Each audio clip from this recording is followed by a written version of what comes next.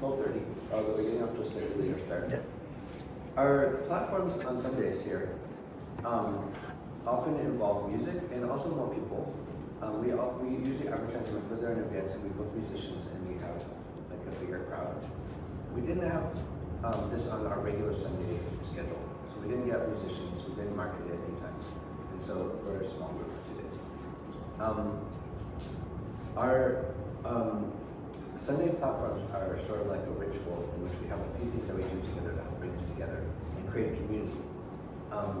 This slide is about who we are. We're a humanist community grounded in ethics, social justice, and collective care.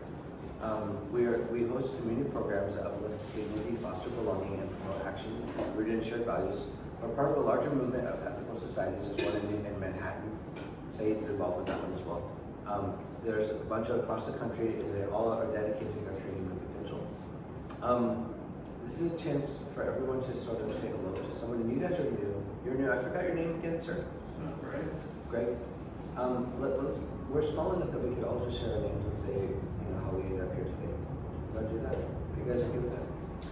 My name is Kevin, and this is my cousin. Really? Oh, so I sorry. went to Saeed for Vincent. You are kidding. Yes. You live in New York City? I was born and raised in Brooklyn, so I lived other places, but I'm back again. He's from Queens, actually. Kevin, you say? Amazing. All right. My name's Steve. I was invited here by Saeed, and I'm excited to hear what he has to say. Great. Greg, do you want to introduce yourself? My name is Greg. I was in Vincent. And, just your name. Cool. I'm Jenna. I'm a member here at BASIC, and Bill is my friend. I'm Jenna. Great. I'm Saeed. I'm a member of Brooklyn Society for Political Culture and New York Society for Political Culture. I'm a humanist, and We'll hear your full story. You don't have to tell it now.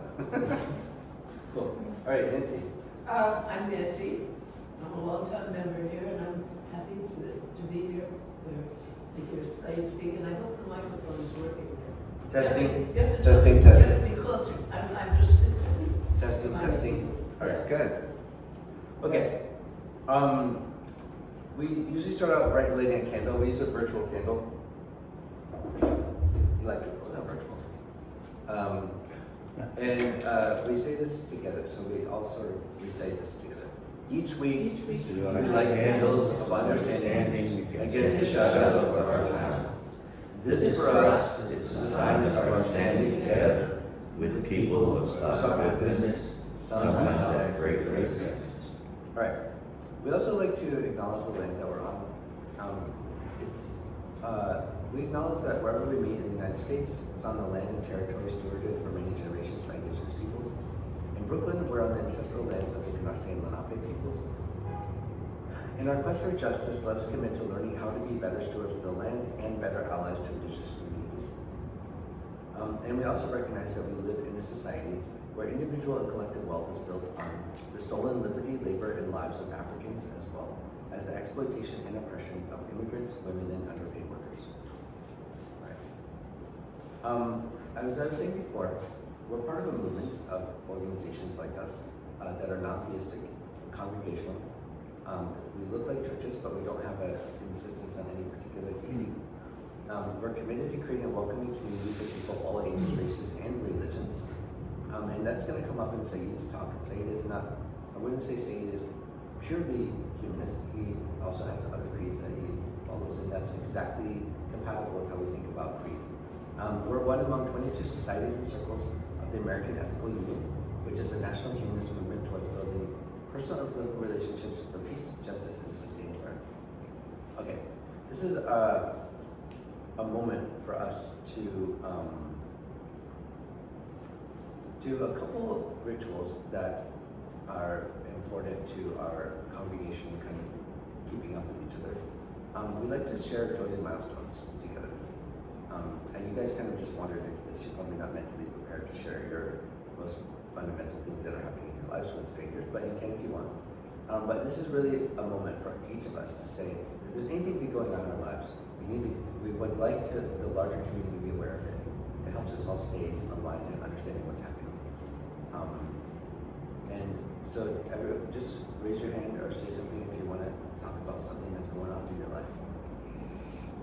Yes? I've had a excellent week working with Saeed to get this presentation together, and I was just excited about that enough as it was, you know, and now here we are, so this is even better.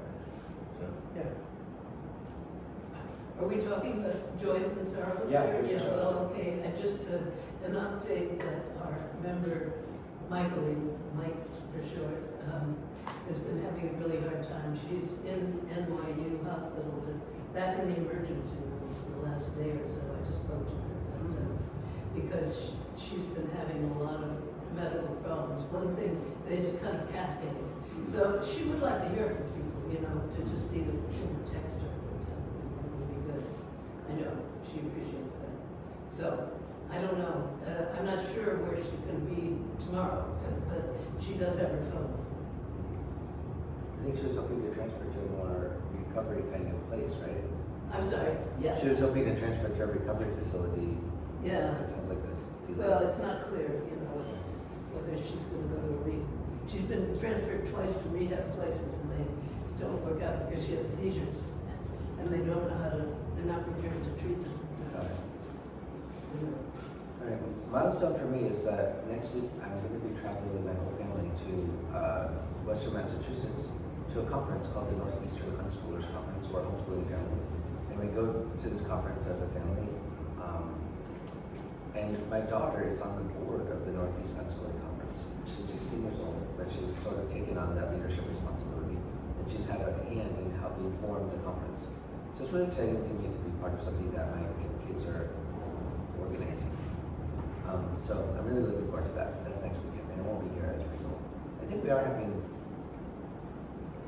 maybe a platform? Maybe something. I'm sorry, I don't hear that well, and I have to. I'm not sure if we have a platform next week. Probably don't. Next week? Yeah. Yeah, I think we do, but I wouldn't guarantee it. I think so. I think that's one of the more formal ones, yeah. Okay. That, All right. More news on that. I'll have to look that up before then. Any other rejoicing milestones? Hi, I'm Steve, and I'm going through a divorce, and it's been going on for 1.5 years already. It's just a very stressful experience, and I've been with my husband for 35 years, which in gay years is something like 100. And so it's a really serious sort of disruption of my life. Yeah. And it leaves me very, very anxious about the future, since I can't actually even envision what my future is going to look like. Not that anyone can envision their own future, but I'm in a place of real uncertainty. I hear you. I hope for the best, and I'm really glad you shared that with us. Yes, Nancy. there also is going to be a film today, and maybe it's some discussion about Hiroshima. That's right. At And 4 o'clock. the bombers involved, and just letting people know that will be later today. Any other joys and milestones? Greg, do you have anything you want to share? I'm not What's that? ready. I'm not ready. All right, that's fair. Okay. Yes. I just want to share briefly, we're going to be discussing also, thinking of folks that have passed on. And this is another one of our rituals. And last night I went to a play called Potluck. And it was a beautiful process of remembering the Greensboro Five, who were massacred in 1979, which was the year that I was born. And they were protesting the Ku Klux Klan, and the Klan members came and shot them. And this play was told by a son of one of a pair of friends of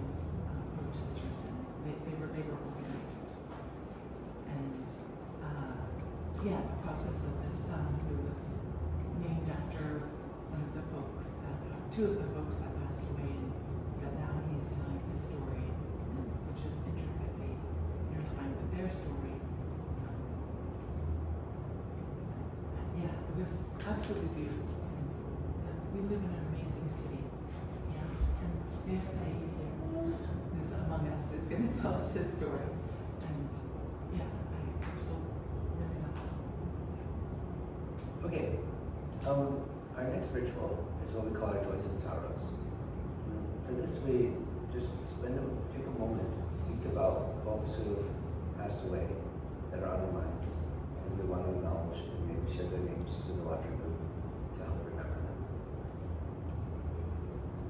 So if there's anybody you're thinking of you want to mention.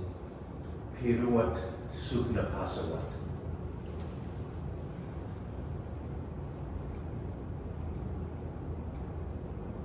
I'll mention the Greensboro 5. They've been on my mind. Louise Sarah Louise.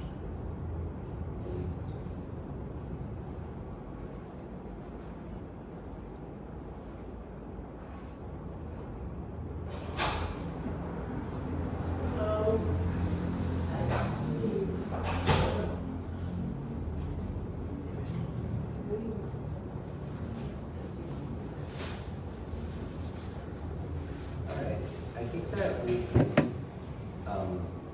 have a slide that we'd like to see together after we do our sort of memorializing of people in our minds. And we'd like to say this together all at once. The dead are not dead if we have loved them truly. In our own lives, we can give them a kind of immortality. Let us arise and take up the work they have left unfinished. All right. Now, I'm going to dive into Saeed's chance. And to introduce Saeed, Saeed's been a member of Brooklyn Ethical for about a year and a half. And he's also, he came at the behest of Vincent, and he's always been a very fascinating person who's kind of helped challenge our sort of like, this congregation's been around for a long time, and there's always a variety of people who join. But Saeed's story is just such an interesting story, such an interesting person that has kind of woken up about how interesting a place we are. I mean, Saeed's more interesting than all of us combined, I feel like. And so it's just been so amazing to have somebody with Saeed's background, Saeed's intelligence, kindness, come into this place. And Saeed's not always told his story. You have to kind of get out of it. But I think something has changed, and he's ready. And this is a real turning point for our organization and for Saeed. And I cannot wait to see where this goes and how many people get to hear what happened and learn from your inspiration about how you have been able to escape fundamentalism. So please come up here and you can touch your hand and we're really looking forward to it.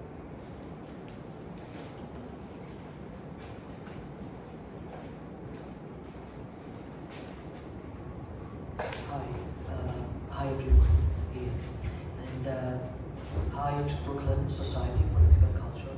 Thank you, Bill, for supporting me.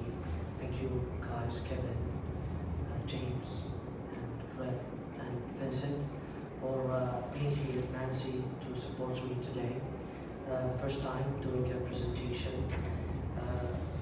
I received a lot of help from Brooklyn Society for Ethical Culture, helping me to find a community that they do believe exactly, probably similar thing that I do believe. I would like to share my story today and tell you about the presentation, what I witnessed through my journey from Islam to secular Judaism, which I found about my ancestors and my last name too as well. I would like to start. So I'm Saeed. I born in 1989, Riyadh, Saudi Arabia. This is the flag of Saudi Arabia.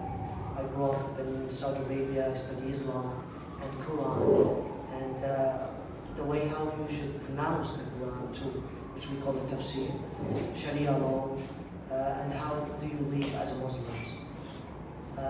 If you see the flag of Saudi Arabia over here, it's everything about Islam. This is mean there is no God except Muhammad, God, and there is no prophet except Muhammad. And you see the sword over there, so this is the flag of the country. This is what the country represents itself to the world and to the population and to the citizen of that part of the world. Saudi Arabia, what they do think where Muhammad came and started his message, and there is a two holy places of Muslims people, Mecca and Al-Medina too as well. Mecca and Al-Medina too as well. So my father is a businessman and my mom is a housewife. I started to question Islam when I was 14 years old. When I was 18 years old, my father got a second wife and he started to treat us differently. And I asked him why. Why did you do that? And he said, go ask your God. Your God gave me permission to do so. So I said, okay, I'm gonna ask that God. Then I started to question Islam, and I told my mom to see what type of right that she has over there. I found a lot of female over there struggling, asking for the same right. Her husband and his second wife kicked them outside of the house, and they have no place to go except to the court system. The court system get their information from Sharia law. Sharia law shape the way how people behave and think and live their life over there. My father find out that I'm supporting my mom to find if she has a right over there. He made a report, and at the police station, I ran away to my grandfather's house. He called, the police station called my grandfather's house, and he asked, where is Saeed? We want Saeed. I was afraid at that time, what I was supposed to do. And then I went to the rooftop. I found the police station was moving around, looking for me. And then my grandfather, he told me, go and just go to the police station. This is the government. You cannot do anything about it. So I went to the police station with my cousin. The police officer told me, we were looking for you for a long time. Where have you been? He asked the police officer to detain me for probably a month and a half. I went to the detention. I didn't know what's going to happen to me, what's going on, what is this law. And everyone asking me, what is your case? What is your case? He said, I didn't obey my father, this is my case. My uncle, actually, he covered my back, and he came to the police station, and he said, I know Saeed, and I know his story. I'm not gonna let this happen. And my father knew about that things at that time, and this is why he came and he released me from that detention. Otherwise, I'm not gonna standing over here talking to you. I'm gonna still be in jail according to Sharia law. And he told me when he released me, he doesn't want to do that things. He told me, you smell like a prisoner. I didn't say a word at that time. He took me to his house, and then I left. I ran away again to my grandfather's house. I got all the books. I started to question Islam immediately. What this religion is? Who's Muhammad? What's going on?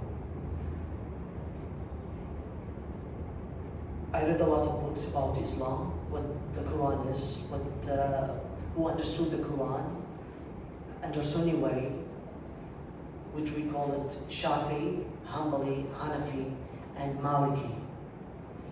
I read the Hadith, which there's 6,000 Hadith.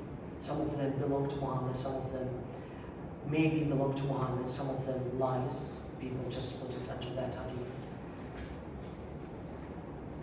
And also that I went to Mecca a couple times with my family to do Umrah. Umrah is Islamic ritual. That Islamic pilgrimage to Mecca. And I went to Hajj too with my uncle, and Hajj is Islamic pilgrimage to Mecca. So this is Tafsiri, this is the book of Sahih al-Bukhari. This is the most important book after the Quran. This is Mecca.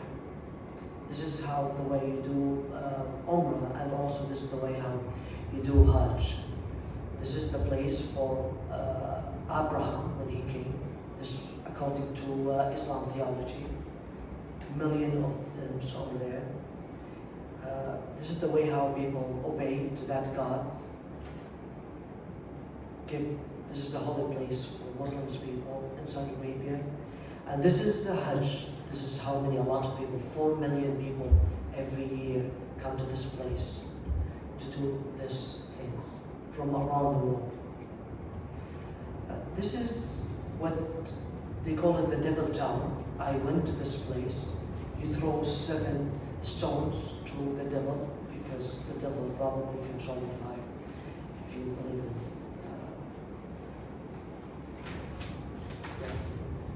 So I saw people who took their slivers to hit the devil over there because they were upset.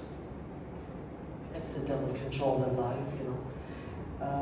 This is the way out. There is a 3 devil tower.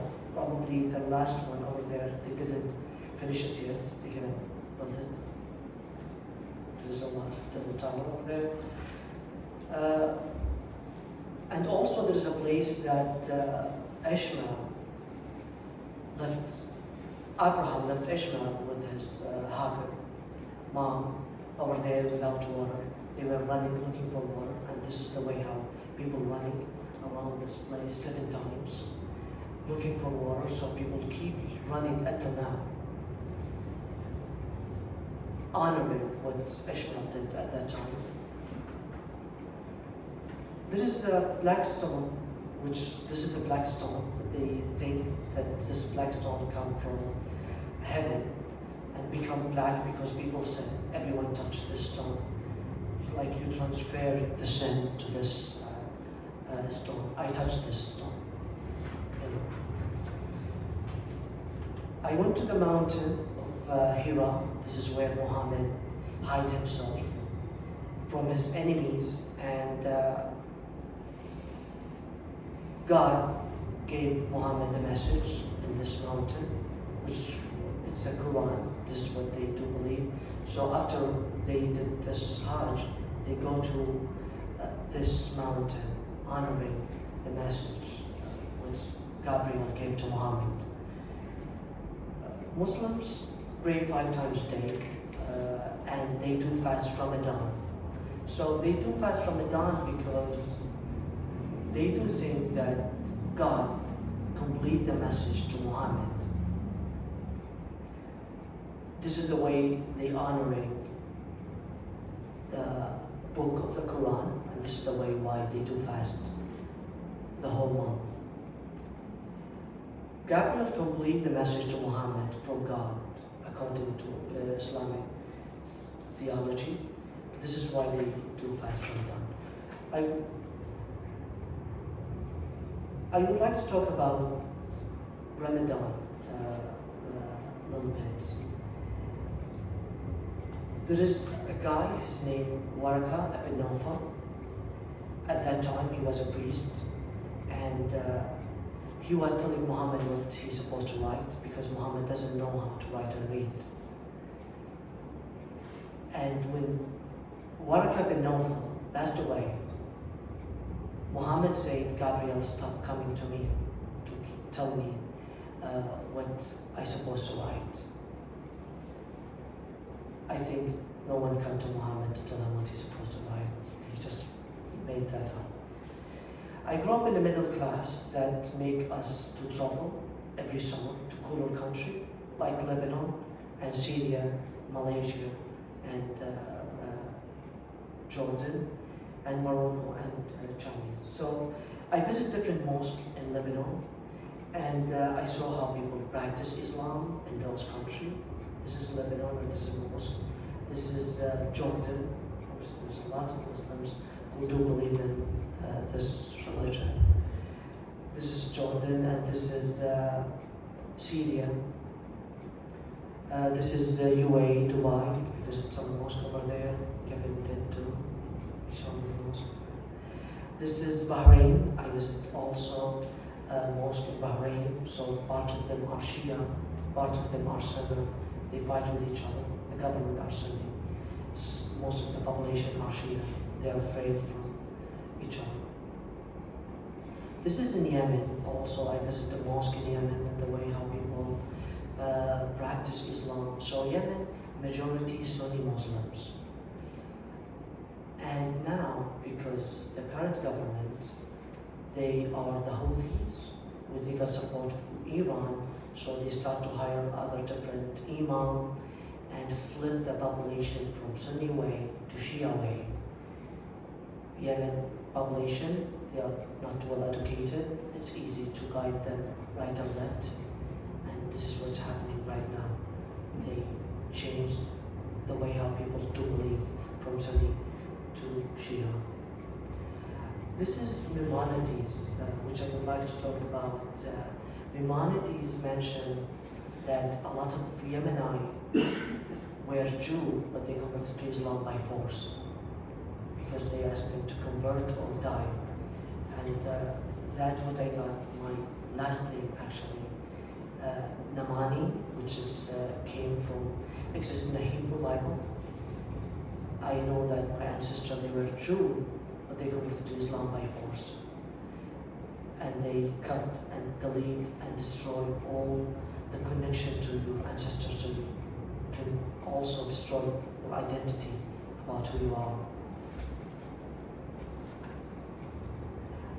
This is what left from Yemeni Jew who still in Yemen left Yemen to Israel because they're facing discrimination and also they treated as a second and third, fourth class citizen.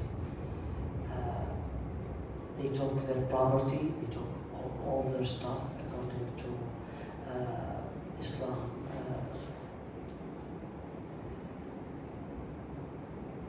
There's one left in Yemen, he's a Jew, and they put him in jail recently because the war between Israel and the Muslim war,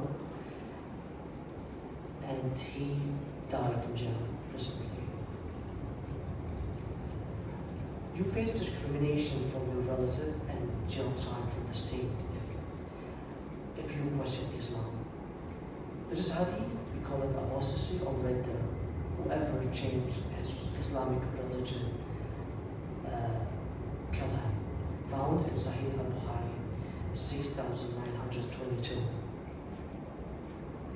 Wiping out of Jewish Yemeni, relating the history of heritage into Islamic system thinking, destroying connection to ancestors who were not Muslim, like myself and a lot of families over there. They lost their identity, they keep going to the mosque, and this is the only thing that they know.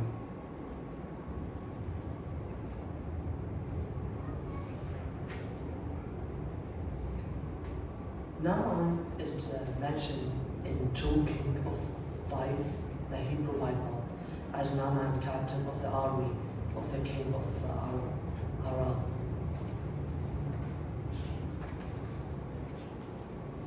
There is no church and separation between church and state. Who control the state is the church. They got most of their knowledge from the Quran. And the Quran rule the country, rule the royal family, and the people over there. There is an example for the fundamentalist state, like Saudi Arabia and Yemen, Afghanistan, Iran, Syria, Jordan, and Pakistan. There is no constitution over there. The constitution is the Quran and the religious leader who are around the royal family. Sharia law rule the country. There is no freedom of speech or freedom of thought. You cannot even understand the Quran. We tell you how you should understand the Quran. There is no parliament over there. There is a prince, his name Talal bin Abdulaziz. He's a brother of the current king right now in Saudi Arabia. He passed away, that's his picture over here. And he said, we would like to suggest we want to have a parliament because we become richer and we would like to match with the modern world. They kicked him outside of the country and banned him to come back for 10 years. So he went to Egypt and Lebanon and other different countries to survive, and then they asked him to come back after 10 years, but keep your mouth closed. He passed away. This is a guy who created a website which he called it Liberal Muslims at that time. And they put him in jail for 10 years and banned him from traveling. So his wives came to Canada and she met the Prime Minister over there trying to pull up her husband, but she tried as many times and she failed. They will not let him out. That's it. This is the hadith that Muhammad think about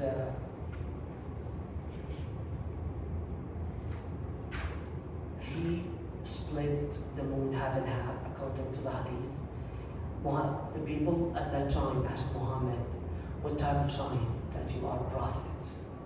He said, okay, I'm going to show you what the sign. So he split the moon half and half and showed them the sign at Mountain of Hira. People still do believe in this, guys. 1.8 billion. There is how Muhammad described the Jews in the Quran. The Jews keep asking God a lot of questions. Surah Al-Baqarah. So they keep asking God what the color of the cow, what type of cow that we should sacrifice to let this dead man to come back to life. And they were not polite to God of Islam, and this is how Muhammad described them. They asked unnecessary questions to make the description harder, and they betrayed a lot of prophets that Muhammad sent to the Jews at that time. And this is why Muslims hate the Jews, one of the reasons.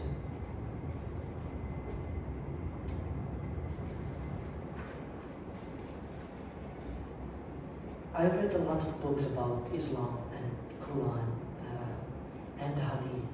I understood Islam more than any other religious leader. I understand Arabic and Old Arabic, what the text mean.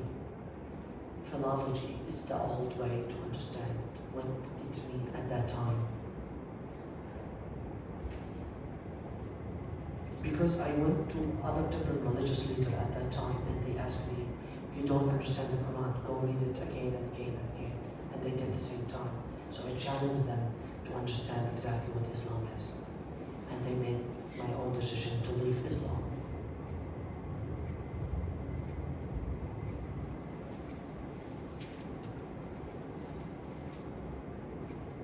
There is a 6,000 hadith. This is the most important book after Islam. This is what represents Islam too as well. 14th and 15th century. There's 6 books of them. A lot of nonsense. One of the example about the hadith, the angels do not enter a house in which there is a dog or a picture. This is one of the important hadith. This is why Muslims, they don't have dogs and they don't like dogs too. Anas bin Malik reported that the people of Mecca asked Muhammad for a sign. He showed them a about the splitting moon, half and half, at the mountain of Hira. Prophet Muhammad married Zainab bin Jahsh, the former wife of his adopted son, Ziyad bin Harith. Surah Al-Ahzab chapter 33. So Muhammad came to his adopted son and he saw his wife moving around and he liked his wife actually. So he said, I want to get that wife for myself. And his adopted son, he said, sure, take the wife. You can look at it, Surah Al-Ahzab, chapter 33. Every time I read more and more about the Quran and the history of Islam, who ruled Islam after Muhammad passed away, which Omar, Abu Bakr and Ali and Uthman, you can find them everywhere. This is the ruler after Muhammad passed away. And this is the way how they taught Islam right and left. And without God, it's depend on their own benefit. This is the way they shape and they took Islam to a different direction.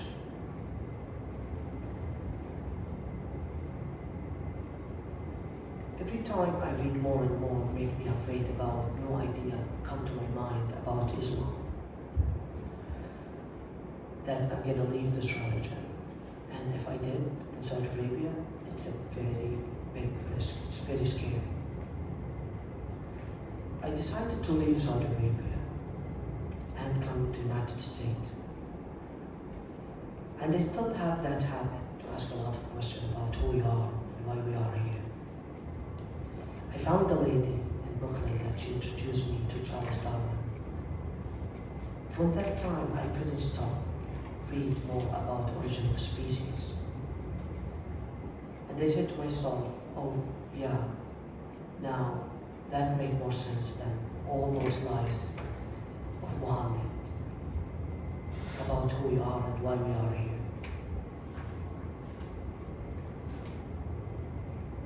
I couldn't stop reading about God delusion and Friedrich Nietzsche and selfish genes, David Hume, Jane Goodall, and other Western philosophers, and also biologists, anthropologists, psychologists, and other people which I educate myself more about who we are. I know that I'm going to lose a lot of people.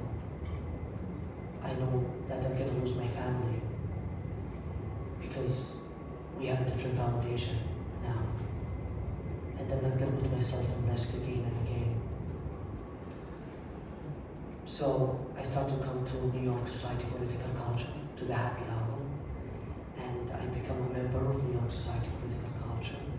I met Richard Cora over there. He's a current leader of New York Society for Ethical Culture. I came to Brooklyn Society for Ethical Culture. Vincent helping me a lot with books and find friends to build, to Jane and Nancy. I'm very grateful to be here. I went to other different humanist organizations too as well. I'm rebuilding connection to my ancestor to feel safe about my identity. So I started to go to a synagogue to see more about the history and the food, the language, and I learned also about Yemenite Jew more and more. What left with Yemenite Jew, those Yemenite Jew in Yemen who left to Israel. Also, I'm learning more about the Constitution of the United States, so I can feel safe about my life after what's happened to me in Saudi Arabia. It was a long road to be here. Too much sacrifice. it's worth it. I am much happier and stronger to stand in front of you telling you all these stories. I started the Humanist Foundation to tell other people it's possible and you are not alone. There is a hope.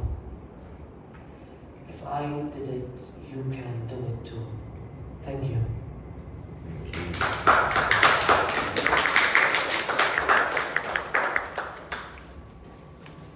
So I think we have time for questions if you're okay with that. Yeah.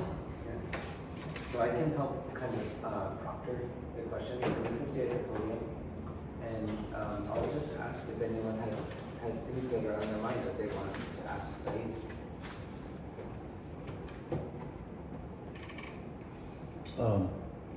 Now that you've got this website up and running, or not website, but a podcast up and running, and that could get quite a bit of attention at some point. Are you concerned that the government in your country might retaliate against your family? That's a good question, actually. I started to talk 9 years ago on Twitter about Islam and against apostasy. We have one life.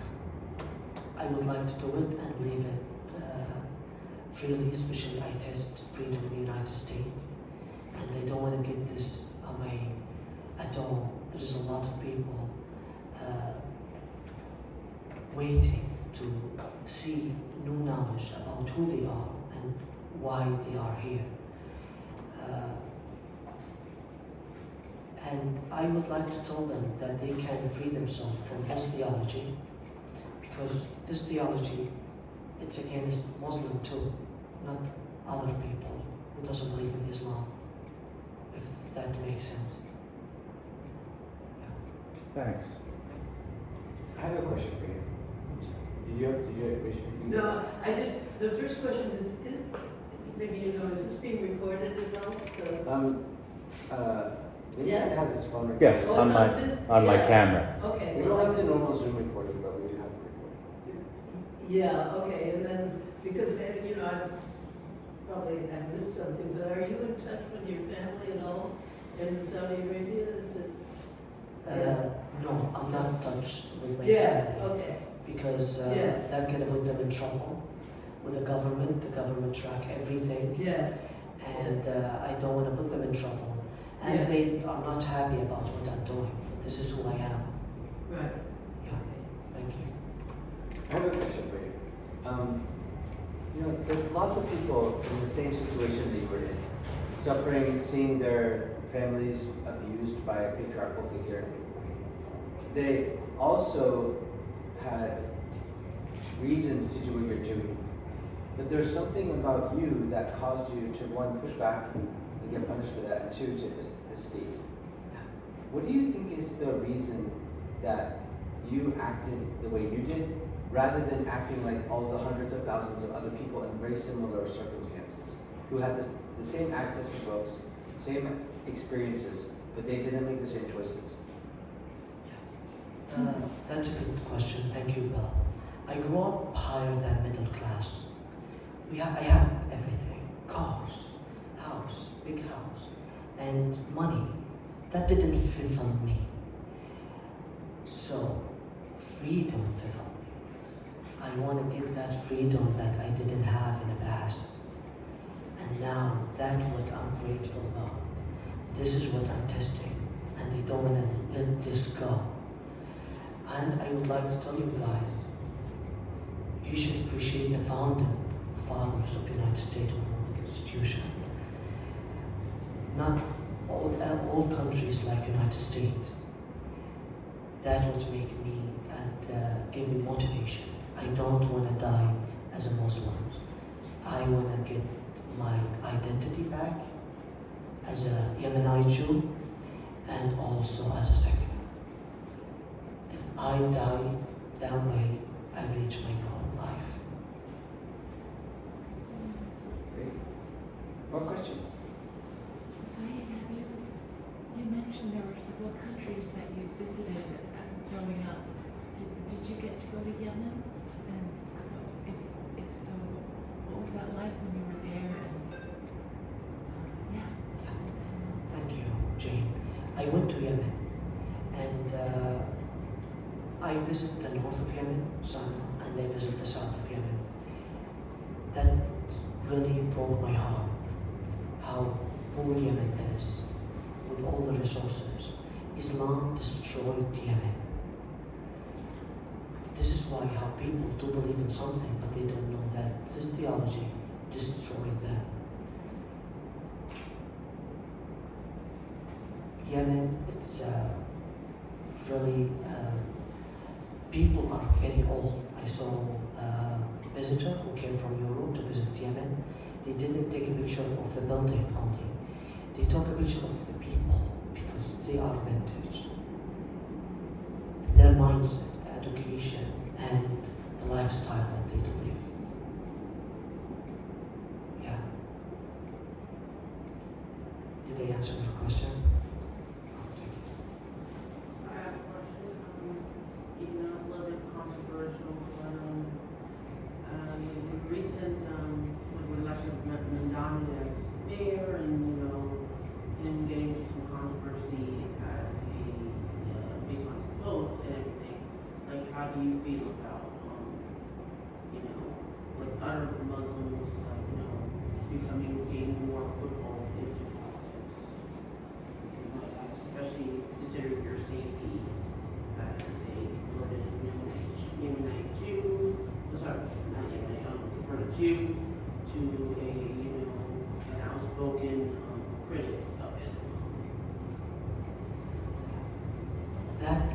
Thank you, Khadija. That made me really worry, not just by myself. I think also that I visited different synagogues, and they do have that they worry about their own safety, Jewish New Yorkers, because what represents Islam is the Quran and the Hadith. This is how you call yourself Muslim, that you believe in those books. Some of them are not fundamentalists, that we understood these things. Some of them are liberal, they mix science and religion too, but they keep their identity as Muslims. But also in Islam, you cannot believe in Islam and you love the Jews, because the Jews are a big threat to God of Islam. I don't know how Mayor Mamdani deal with this conflict about his belief and identity. We would like to listen from him about how he kept this together. Yeah, thank you. Is it okay to make a comment and not ask a question? I mean, your time. I just want to commend you, Saeed, because of the kindness with which you delivered what you had to say. And while some people might consider the use of the word lies as confrontational, I believe that speaking truth to power is an honorable and welcome thing. But I suspect that it's really important in this context to be kind in your delivery, because it allows people to actually take in what you're telling and really think about it in some way. I appreciate how sort of, I don't know what to call it, you're not antagonistic or confrontational really in what you spoke, how you spoke today. And I think that's, you're not just really brave in speaking your truth, but she delivered in such a kind way. I really appreciate it. Thank you, Stephen. I really appreciate that you came all the way from Manhattan to support me today. Yeah. Thank you. Any more comments, questions, thoughts? All right, let's go on to our closing. Thank you so much, Saeed. That was amazing. We usually finish out with songs. We don't have any songs queued up. If anyone wants to nominate a song, we can sing together. We don't have to. We also have to do a collection. And if you want to make a collection, you can give money to Nancy, who actually does our collection. Or you can